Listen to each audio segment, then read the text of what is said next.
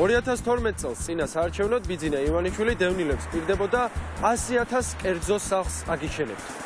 ამისთვის საჭირო იქნება დაანგარიშებული მოქ არანაკლები 4-ისა და არაუმეტეს 6 მილიარდი დოლარისა და ამის შესაძლებლობა არსებობს. ჩვენი პირადი თუ გარედან დახმარება ცივი იქნება. ძალიან ბევრი სახლი იქნება ასაშენებელი და რეალურად უნდა აშენდეს არანაკლები 100,000-ზე მეტი სახლისა. რა თქმა უნდა, ეს 6 მილიარდი დოლარი დევნილთა დახმარების ფონდში არ გადარიცხული. მე პატარა ტრიუკი გავაკეთე, შესაძლოა ეს მაფიქრებული მქონდა და მეგონა თუ მარტივი გასაგები იყო, მაგრამ ძალიან ბევრი შემეკითხა და როგორც ჩანს ვერ გაიგეს. ბიძინა ივანიშვილი უსახლკაროებსა და დევნილებს ასეთ რამესაც პირდებოდა. ხელისუფლებაში მოსვლისთანავე ყველას დაუკანონდება ის ფაქტობები, რომლებშიც ახლა ცხოვრობენ, რათა მათ საშუალება ჰქონდეს დაგეგმოს საკუთარი ცხოვრება და მომავალი. შედეგად კი ეს მივიღეთ. მეტი დაღაუნდათ რა. რაც გააკეთეთ. მე პატარა ტრიუკი გავაკეთე, შესაძლოა ეს მაფიქრებული მქონდა. დევნილები კი ისევ ღარიბ ღატაკები არიან და ამის გამო სიცოცხლეს თვითმკვლელობით ასრულებენ, მაგრამ სამაგიეროდ ბიძინა ივანიშვილის მიერ დანიშნული აფხაზეთის ავტონომიური რესპუბლიკის მთავრობის თავმჯდომარე რუსლან აბაშიძე მდიდრდება. თან ყოველდღიურად მდიდრდება. მეგობრებო, ჩვენ ახლა ვიმყოფებით კრწანისთან ახლოს თბილისი ჰილს გოლფში, რომელიც ეკუთვნის აფხაზეთის ავტონომიური რესპუბლიკის თავმჯდომარეს რუსლან აბაშიძეს. ეს პროექტი რამდენიმე მილიონი დაჯდა, მაგრამ არ იფიქროთ, რომ პატივცემულმა რუსლანმა ეს ფული კორუფციის გზით იშოვა. იფიქრეთ, რომ მან ეს ფული პატიოსანი შრომით დააგროვა. ნერწმუნეთ, ასე უფრო ნაკლებად დაგწყდებათ გული. გადავწყვიტეთ თბილისი ჰილს გოლფში შევსულიყავით, მაგრამ კომპანიის კომერციულმა დირექტორმა გაგვაფრთხილა იცოდეთ უსაფრთხოების სამსახურს გამოვიძახებო. უნდა გითხრათ არა, ამინდა ჩვენ შიდა სეკიურიტის დაუვეკოთ და არა, წავალ ჩვეულებრივ, პრობლემა არ არის. ბატონ რუსლან, სალამი, როგორ ბრძანდებით? კარგად. დევნილები ვართ თქვენთან ახლა ამოსულები გოლფის მოედნებთან. ძალიან მოგვეწონა, ძალიან კაი ადგილია. კარგი ჰაერი ესა ისა და 1-2 დევნილთა კორპუსი რომ ჩაგვედგა, რას ფიქრობთ? ვერ გავიგე, რას მეუბნებით.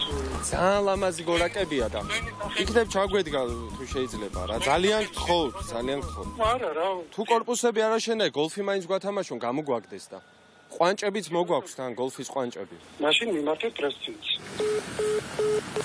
აფხაზეთის მთავრობის დაფინანსება 2021 წელს 19 მილიონი ლარი იყო. ამ 19 მილიონის 55% ხელფასებსა და თავად მინისტრის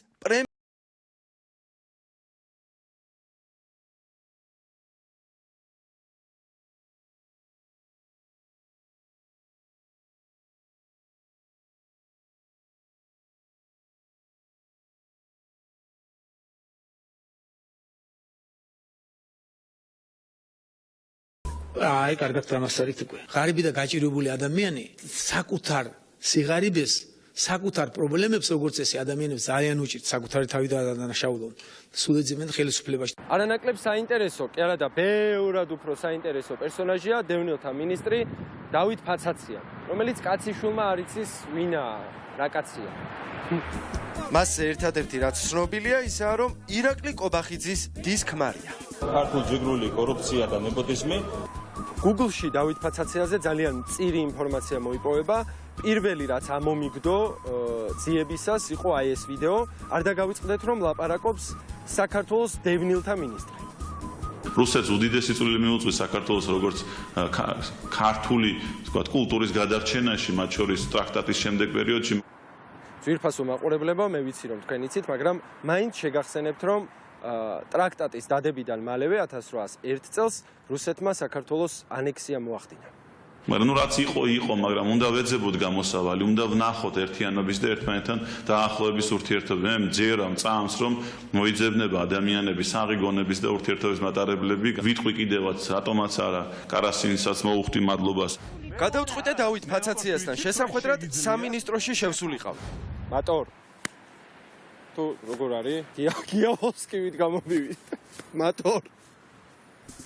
სამწუხაროდ დავით ფაცაცია არ დამხვდა, მაგრამ დამხვდა მისი ნათესავი ქალი, რომელიც სავარაუდოდ თავადაც სამინისტროში მუშაობდა. ნათესავი ვარ, მაგასთან აი მამამისი დადაწყებული, ვის რო ოჯახები და ვისი რას სურდა და წმინდა ადამიანია. სკენი, ჯიში, ჯილაგი ნუ შეედარება ამის აზროვნებას. სად იყავით 1-2 წლის უკან, როდესაც ეს სიძე არ გახდა იმისი გული მერევა თქვენ გადაცემა. კი ბატონო. დავაი წადით აქედან. ისე არ გლეწე ახლა აქედან. დავაი, გადით აქედან კაცო.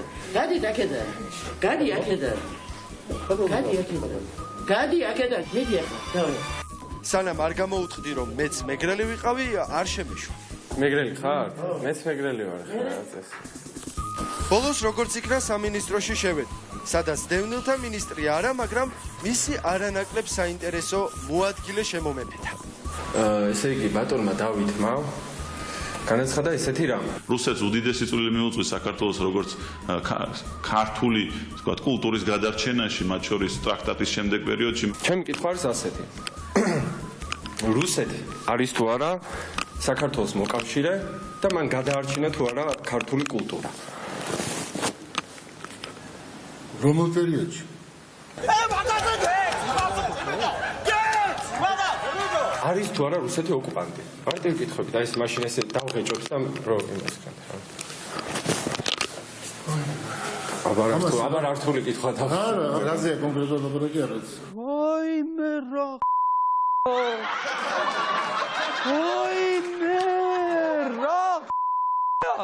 აქეთ რა ხდება? საკონფერენციო კი ბატონო. ან რო რამე კარასინი რო ჩამოვიდეს აქ შეგვიძლია მივიღოთ. კი ბატონო. ამასობაში ირაკლი კობახიძის დის ქმარიც გამოჩნდა და გადავწყვიტა მისთვის რუსეთის ყოფილი სახელმწიფო მდივნის გრიგორი კარასინის საჩუქარი გადამეცა. ბატონ დავით, თქვენ სახელზე არის გრიგორი კარასინის არაფრის ჩამოსული, აი იმ მადლობაზე რა, რო გადავუხატეთ ანდრე. კარასინისაც მოუხდი მადლობას. ამათგან დუმილი ან რუსეთის ქებარა გასაკვირია, როცა თავად ბიძინა ივანიშვილი ამბობს ასეთ რამის. მე არ მგონია და ვერ ვიჯერებ, რომ რუსეთის სტრატეგია არის მეზობელი ქვეყნების ტერიტორიების დაპყრობა და ოკუპაცია. ახლა კი ეთერში ზარის დროა. მოდით მივიღოთ ზარი. ერთი რამე მაინტერესებს რა, როგორ ფიქრობ? ივანიშვილი ყლეა? ბატონო?